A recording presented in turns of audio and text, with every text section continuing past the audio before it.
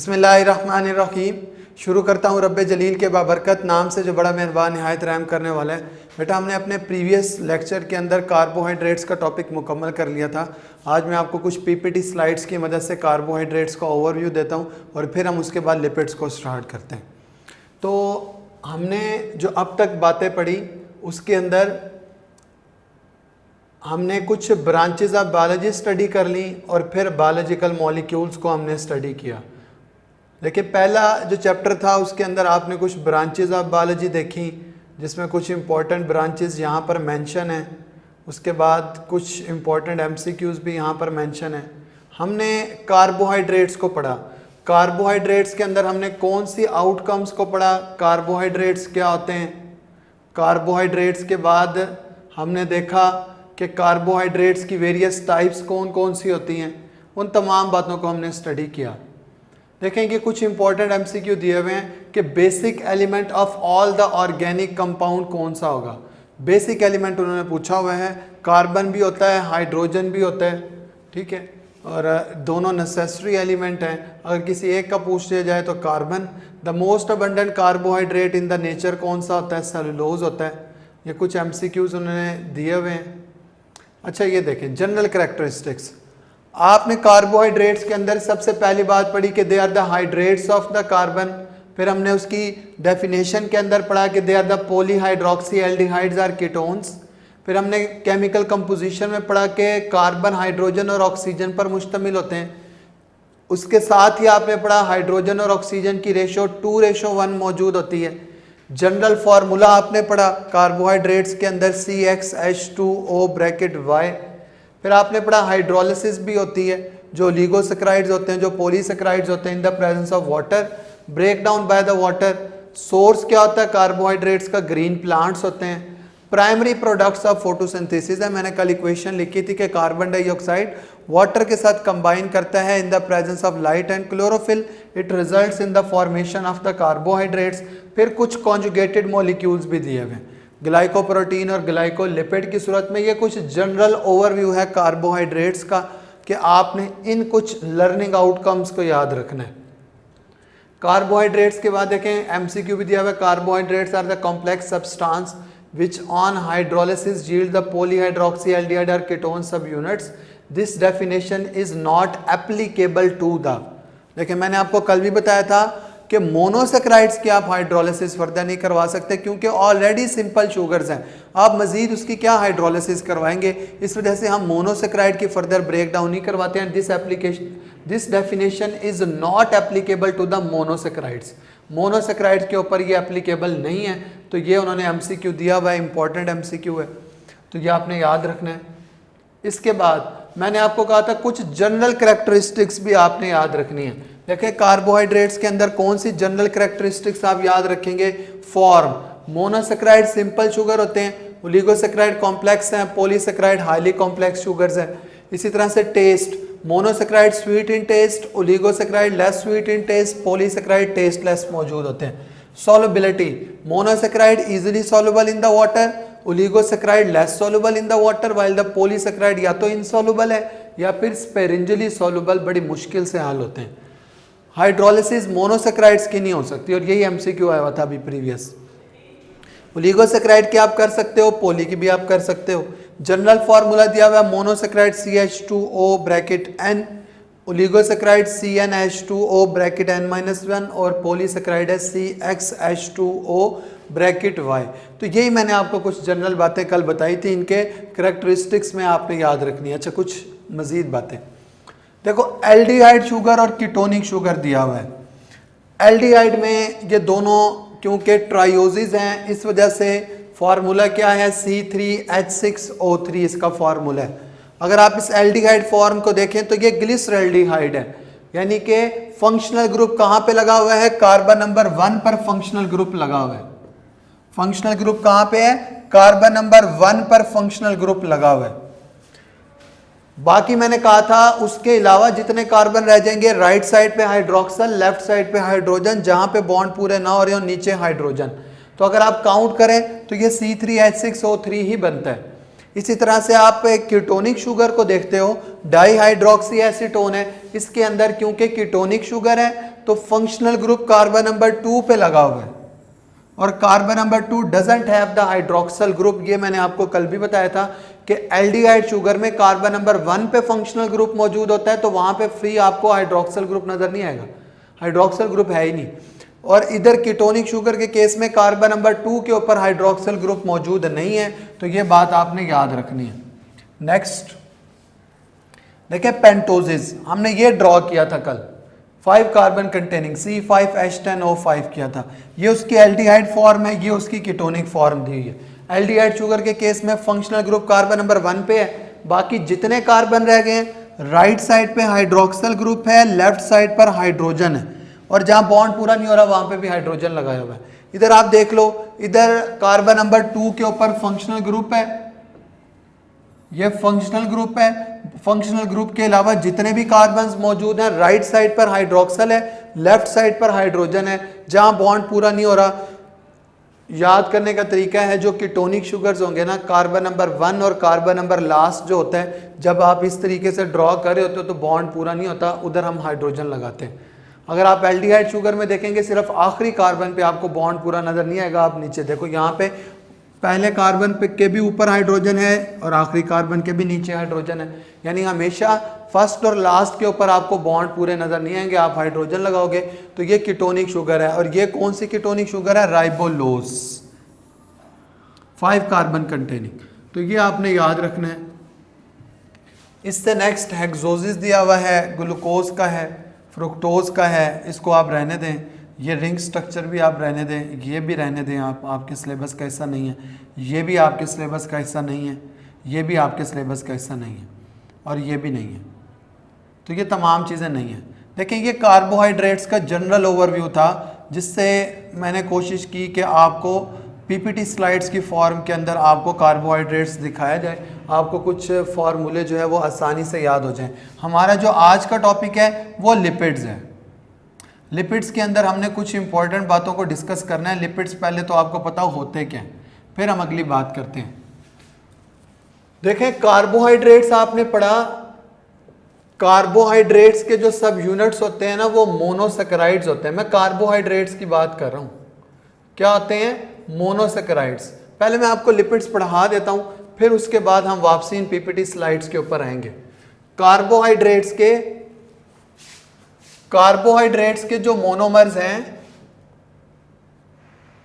अगर आप कार्बोहाइड्रेट्स के मोनोमर्स देखेंगे तो आपको मिलेंगे कार्बोहाइड्रेट्स के मोनोमर्स में मोनोसेकेराइड्स। क्या मिलेंगे? मोनोसेकेराइड्स मिलेंगे। इसी तरह से आप आगे चल के प्रोटीन्स को पढ़ोगे, आगे चल के आपने प्रोटीन्स को पढ़ना है, और प्रोटीन्स के जो मोनोमर्स होते हैं वो अमाइनो एसिड्स होते हैं। क्या होते हैं बेटा? Amino acids. इसी तरह से आप आगे चल के न्यूक्लिक एसिड्स पढ़ोगे, जिसमें आप डीएनए और आरएनए को स्टडी करोगे, और न्यूक्लिक एसिड्स के जो मोनोमर्स होते हैं वो होते हैं न्यूक्लियोटाइड्स। न्यूक्लियोटाइड्स। लेकिन जो लिपिड्स हैं वाहिद अनोखे ऐसे हैं कि जिनके आपको मोनोमर्स डिफरेंट कैटेगरी के नजर आएंगे। हम ये नहीं कह सकते कि लिपिड जो है वो इस खास किस्म के मॉलिक्यूल के रिपीट होने से बन रहा है। देखो, हम कहते हैं अमाइनो एसिड्स जुड़ते हैं, वो अमाइनो एसिड्स जो होते हैं वो प्रोटीन बना देते हैं। मोनोसेकेराइड्स जुड़ते हैं, मोनोसेकेराइड जुड़ने के बाद पॉलीसेकेराइड्स बना देते हैं। इसी तरह से आप देखोगे जो न्यूक्लियोटाइड्स हैं ये जुड़ते हैं तो न्यूक्लिक एसिड या डीएनए बन जाता है या आरएनए बन जाता है। लिपिड्स में ऐसा नहीं। लिपिड्स को हम कहते हैं कि these are the heterogeneous group of compounds, यानी कि इनके अंदर जो मोनोमर्स होंगे वो डिफरेंट कैटेगरीज के होंगे। Heterogeneous group of compounds. सिर्फ एक ही बात इनके अंदर काफी सारे लिपिड्स में आपको कॉमन नजर आएगी, heterogeneous group of compounds related to fatty acids. Related to fatty acids, यानी वैसे तो हम कह रहे हैं कि लिपिड्स के अंदर आपको जो छोटे रिपीटिंग यूनिट्स नजर आएंगे वो मुख्तलिफ होंगे, लेकिन एक मैंने ऐसा लिखा that is the fatty acid, वो आपको तकरीबन काफी सारे लिपिड्स के अंदर कॉमन नजर आएगा। सब में क्यों कॉमन नहीं है? देखो मैं क्यों कह रहा हूं कि तकरीबन काफी सारों में कॉमन है, क्योंकि एक क्लास आपको लिपिड्स की ऐसी भी मिलती है जिसे हम टर्पिनाइड्स का नाम देते हैं। उन टर्पिनाइड्स के अंदर फैटी एसिड्स मौजूद नहीं होते, फैटी एसिड्स आर एब्सेंट। अगर फैटी एसिड्स एब्सेंट हैं तो फिर आखिर हमने इन्हें लिपिड्स की ही कैटेगरी में क्यों रख दिया? इस वजह से रखा क्योंकि इनकी जितनी भी प्रॉपर्टीज है वो सारी की सारी लिपिड्स जैसी, तभी हमने इन्हें लिपिड्स की कैटेगरी में रखा। तो हमने लिपिड्स को एक सिंपल तरीके से डिफाइन किया कि lipids are the heterogeneous group of compounds related to fatty acids. अगली बड़ी इंपॉर्टेंट बात है कि लिपिड्स जो होते हैं ये नॉन पोलर होते हैं। क्या होते हैं? Non polar. इसका मतलब है कि ये वाटर के अंदर इनसॉल्युबल है। लिपिड्स जो आपको मॉलिक्यूल्स नजर आएंगे, जो भी आप इसकी टाइप देखोगे, they are soluble in the organic solvents. Organic solvents के अंदर ये सॉल्युबल होंगे। जैसा कि आप पढ़ोगे, एक क्लोरोफॉर्म है, एक बेंजीन है, ईथर है, ये तमाम आपको ऑर्गेनिक सॉल्वेंट्स नजर आते हैं। लिपिड्स इनके अंदर तो हल हो सकते हैं, why lipids are insoluble in the water, उसके अंदर ये हल नहीं। ज्यादातर लिपिड्स की आपको कैटेगरीज ऐसी नजर आ रही हैं जिनके अंदर फैटी एसिड्स तो कॉमन है, फैटी एसिड्स के साथ बाकी जो मोनोमर्स होंगे वो वेरिएंट होंगे, वो वेरी करते रहेंगे। इसका मतलब है कि फैटी एसिड कॉमन है। हमें फैटी एसिड के बारे में पता होना चाहिए कि फैटी एसिड्स क्या होते हैं। फैटी एसिड वो तमाम कार्बोक्सिलिक एसिड हैं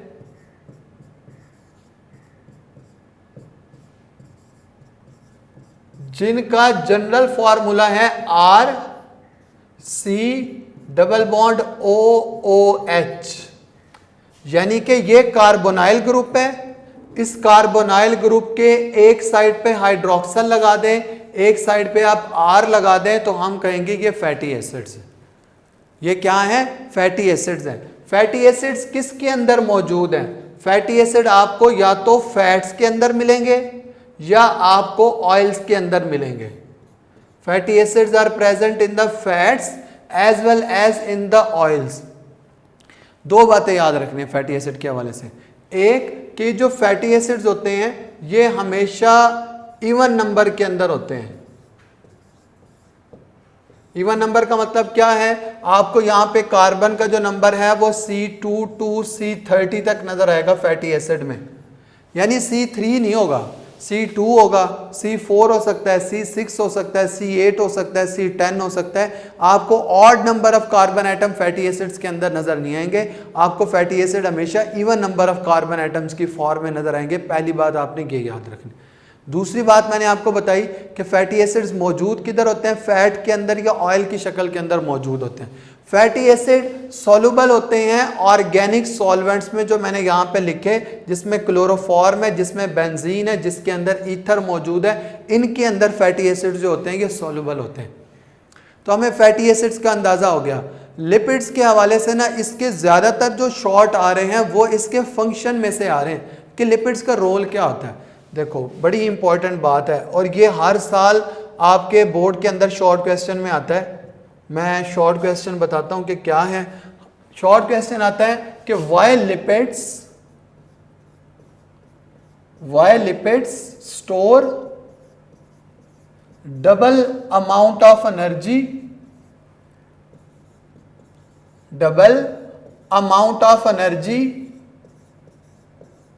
as compared to same amount of carbohydrates. One of the very important short question. As compared to same amount of carbohydrates, lipids किस तरह से डबल अमाउंट ऑफ एनर्जी को स्टोर करते हैं as compare to the same amount of carbohydrates.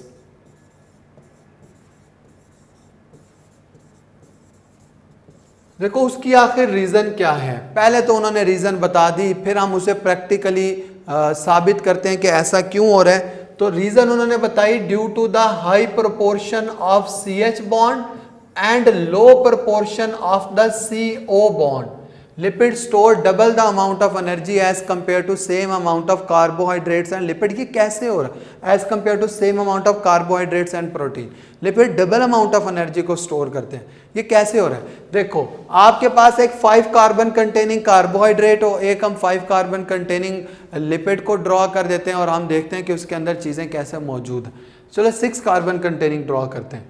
देखो 6 carbon containing अगर मैं draw करूं एक एल्डिहाइड शुगर को, क्योंकि आपने पढ़ा carbohydrates are the polyhydroxy, aldehydes or polyhydroxy ketones है. तो मैं एक एल्डो शुगर को ड्रॉ करता हूं. आपने पढ़ा कि एल्डिहाइड ग्रुप होगा C डबल बॉन्ड OH नीचे R को मैं रेस करके R की जगह पर मैं लगा देता हूं, कितने कार्बन लगाऊं? 6 कार्बन कंटेनिंग बना रहा हूं ना. एक कार्बन तो आ गया फंक्शनल ग्रुप में, बाकी कितने रह गए? 5 रह गए. 5 कार्बन मैं इधर ड्रॉ कर देता हूं. 1 2 3 4 5. रूल आपने पढ़ा हुआ है. राइट साइड पर हाइड्रोक्सल ग्रुप. मैं नहीं बता रहा कि मैं ग्लूकोज का ड्रॉ कर रहा हूं या किसका ड्रॉ कर रहा हूं, क्योंकि कुछ एक्सेप्शंस भी होती हैं. मैं जनरली ड्रॉ कर रहा हूं. राइट साइड पर हाइड्रोक्सल, लेफ्ट साइड पर हाइड्रोजन जहां बॉन्ड पूरे नहीं है हाइड्रोजन. अगर मैं सेम अमाउंट वाले इतने ही कार्बन वाला एक फैटी एसिड ड्रॉ कर लूं, फैटी एसिड का जनरल फॉर्मूला आपने पढ़ा C डबल बॉन्ड OH नीचे R को हटाऊं तो 5 कार्बन लगाऊंगा, R को हटाऊंगा तो 5 कार्बन लगाऊंगा. लगा देते हैं.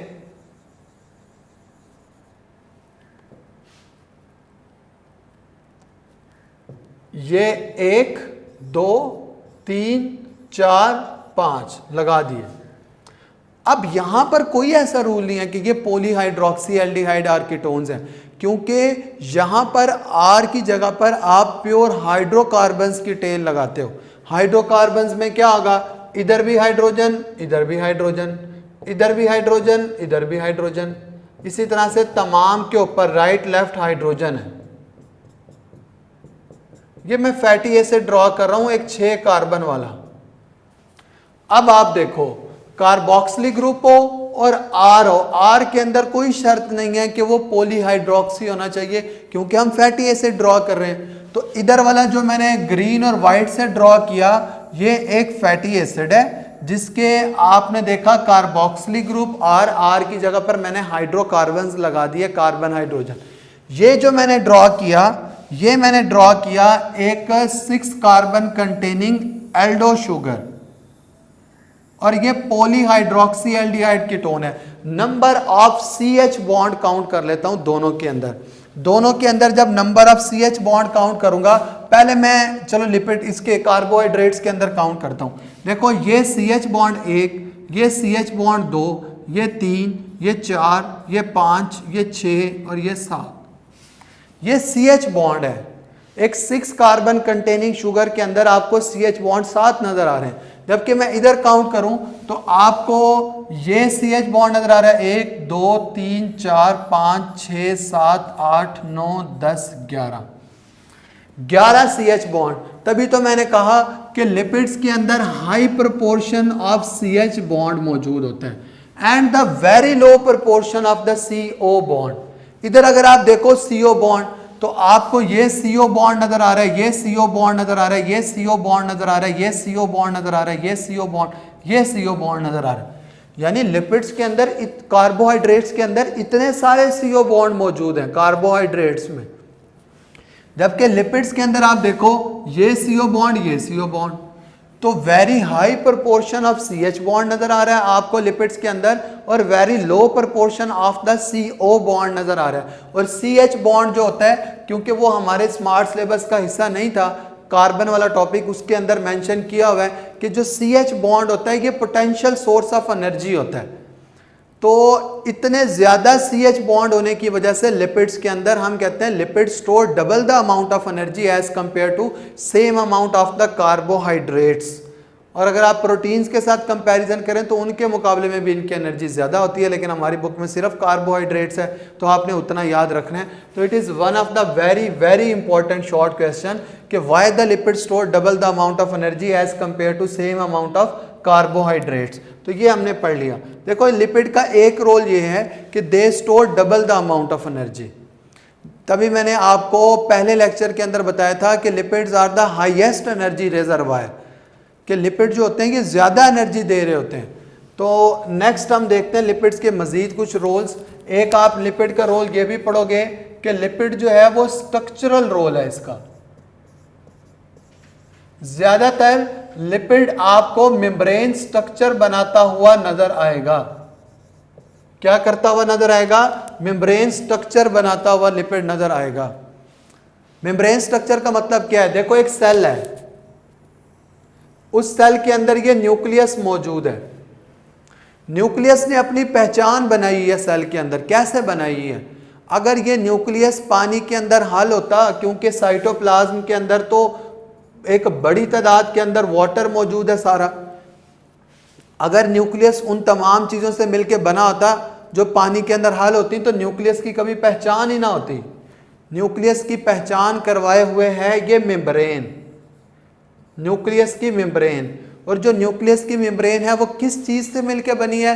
One of the component of lipid से मिलकर बनी है, और वो पानी के अंदर हल नहीं होता, तभी इस न्यूक्लियस ने अपनी पहचान बनाए हुए है। तो हम कहते हैं क्योंकि लिपिड के जो मॉलिक्यूल्स होते हैं they are non polar, they are insoluble in the water, that's why they are involve in the formation of the membrane structures. Membrane का स्ट्रक्चर बनाने के अंदर लिपिड्स का सबसे इंपॉर्टेंट रोल होता है, ये उसके स्ट्रक्चर्स बना रहा है। आई बात समझ आपको? इसके अलावा आप लिपिड्स के मजीद कुछ रोल देखेंगे तो आपको एक रोल ये भी नजर आएगा कि they are involve in the insulation.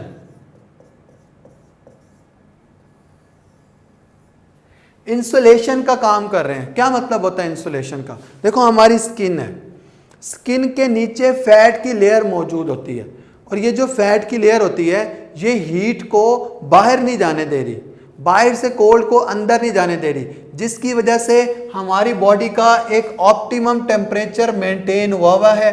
और वो ऑप्टिमम टेम्परेचर हमारी बॉडी का कितना होता है? 37 डिग्री सेंटीग्रेड होता है। इसका मतलब है हमारी स्किन के नीचे फैट की एक लेयर मौजूद है, और वो फैट की लेयर इंसुलेशन का काम कर रही है। वो बेसिकली हीट को बाहर नहीं जाने दे रही, कोल्ड को अंदर नहीं आने दे रही, जिसकी वजह से आप देखो कि आपकी बॉडी का टेम्परेचर एक नैरो रेंज के अंदर मेंटेन हुआ है। इसके अलावा लिपिड जो होते हैं ये वाटर प्रूफ लेयर के तौर पर भी काम करते हैं। वाटर प्रूफ लेयर के तौर पे किस किस के अंदर? दो चीजों में आप देखोगे।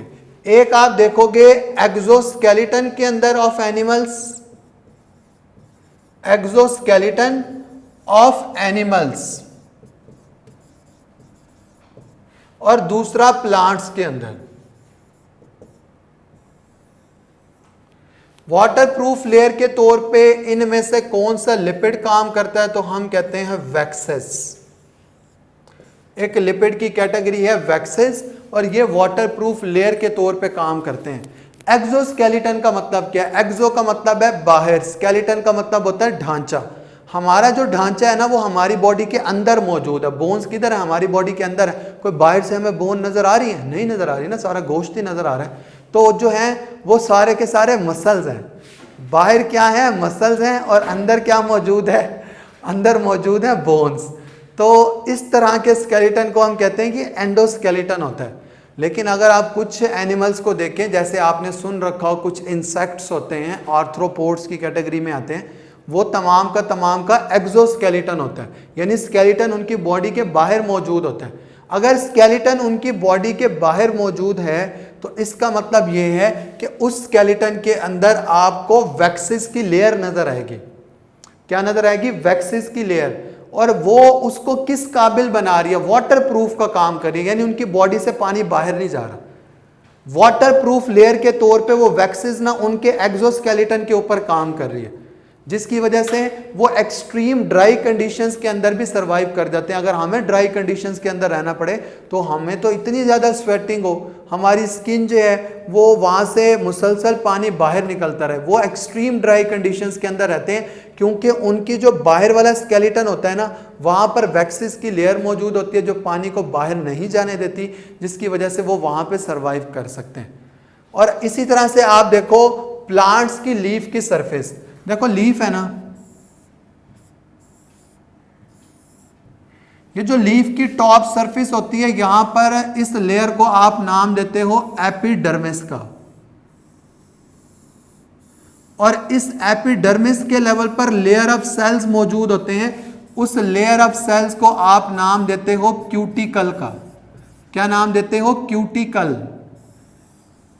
CUTICLE, cuticle. तो क्यूटिकल की एक लेयर मौजूद होती है, इस क्यूटिकल की लेयर के अंदर एक कंपोनेंट जो होता है वो क्यूटिन होता है। और क्यूटिन क्या है? क्यूटिन जो है वो लिपिड है, वैक्सिस की कैटेगरी के अंदर आता है, वो वहां पर मौजूद होता है और लीफ की सरफेस के ऊपर वाटरप्रूफ लेयर का काम कर रहा होता है और पानी को आसानी से बाहर नहीं जाने देता। तभी हम कह रहे हैं कि ये जो लिपिड होते हैं इन द फॉर्म ऑफ वैक्सिस, ये वाटरप्रूफ लेयर का काम कर रहे हैं, पानी को लीफ की सरफेस से बाहर नहीं जाने दे रहे। तो ये लिपिड्स हैं। लिपिड्स के आपने रोल देखें, दो शॉर्ट क्वेश्चन बड़े इंपॉर्टेंट है। एक कि why the lipid store double the amount of energy as compare to same amount of carbohydrates. दूसरा रोल ऑफ लिपिड क्या है। लिपिड का रोल आ जाए तो आप कहोगे कि ये एनर्जी हाईएस्ट एनर्जी रिजर्वायर है, ये स्ट्रक्चर बनाते हैं मेम्ब्रेन्स का, ये इंसुलेशन का काम करते हैं और उसके साथ साथ वाटर प्रूफ लेयर के तौर पे भी ये काम कर रहे हैं। लिपिड्स की वेरियस क्लासेस भी आपको नजर आती हैं, जिस क्लासेस के अंदर हमने इनकी डिटेल नहीं पढ़नी क्योंकि हमारे स्मार्ट सिलेबस में नहीं है, सिर्फ नाम सुन लें। एक आप उसमें पढ़ोगे एसाइल ग्लिसरॉल, एक एसाइल ग्लिसरॉल आपने पढ़ना है उसमें, एक आपने उसके अंदर वैक्सिस को पढ़ना है, फॉस्फोलिपिड्स, फॉस्फोलिपिड्स के साथ है टर्पिनाइड्स, सिर्फ नाम याद कर लें। इसके साथ स्फिंगोलिपिड्स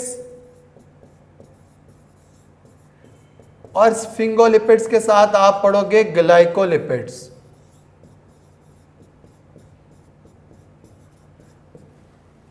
ये कुछ हमने नाम आपने इन तमाम के याद करने हैं, सिर्फ हमने इनमें से फॉस्फोलिपिड्स को पढ़ना है। हालांकि ये भी हमारे स्मार्ट सिलेबस में नहीं है, लेकिन क्योंकि जब आप चैप्टर नंबर 4 पढ़ेंगे, सेल मेम्ब्रेन को पढ़ोगे, वहाँ पे बार बार ये फॉस्फोलिपिड्स आएंगे, तो इसका स्ट्रक्चर हम यहीं पे देखेंगे, ये ज़रूरी है। इसके अलावा बाकी हमने नहीं देखने। मैं आपको जल्दी से एक क्विक ओवरव्यू दे देता हूँ यहाँ से, जो हमने देखना है लिपिड्स के बारे में। देखो पहला इन्होंने लिखा हुआ है heterogeneous group of compounds related to fatty acid. अगली बात लिखी है insoluble in the water while the soluble in the organic solvents. Hydrophobic compounds होते हैं, वाटर को रिपेल कर रहे होते हैं। हाई एनर्जी कंपाउंड है, high proportion of CH bond and the low proportion of oxygen है। रोल में उन्होंने बताया सेलुलर मेम्ब्रेन्स का स्ट्रक्चर बना रहे हैं, इंसुलेशन का काम कर रहे हैं, protection from the water loss और एब्रेसिव डैमेज से भी बचाते हैं। एब्रेसिव डैमेज का मतलब ये है फ्रिक्शन की वजह से जो डैमेज होना होता है ना, उससे भी बचा रहे होते हैं कि लिपिड्स का रोल है। इसके अलावा अगर आप नेक्स्ट स्लाइड्स के अंदर देखेंगे तो आपको क्लासिफिकेशन ऑफ लिपिड्स देखें सारी नज़र आ रही हैं, साइल ग्लिसरॉल, ये तमाम चीज़ें। हमने इन तमाम को नहीं देखना, सिर्फ हम फॉस्फोलिपिड्स को देखेंगे अपने आने वाले नेक्स्ट लेक्चर के अंदर। तो यहाँ पर हमारी आज की प्रेजेंटेशन, आज का लेक्चर ख़त्म होता है। उम्मीद करता हूँ आपको बातें समझ आई होंगी। जो बात आपको समझ नहीं आई तो यहाँ से आप समझदार हैं। अपना बेटा ख़ास ख्याल रखें। अल्लाह हाफ़िज़।